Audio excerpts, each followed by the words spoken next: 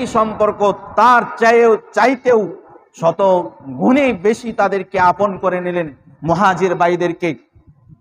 এমনও বর্ণনায় এসেছে যে সাদ বিন আবি ওয়াক্কাস তিনি তার কাছে যাকে দিয়ে দিয়েছিলেন নবী সাল্লাল্লাহু আলাইহি ওয়াসাল্লাম, আব্দুর রহমান।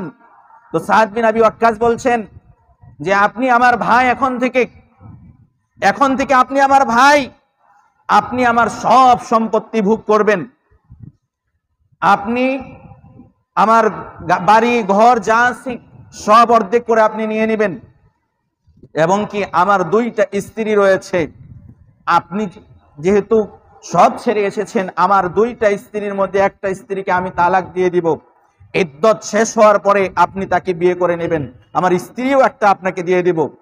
তাদের এমন একটা সম্পর্ক তৈরি হয়ে গিয়েছিল।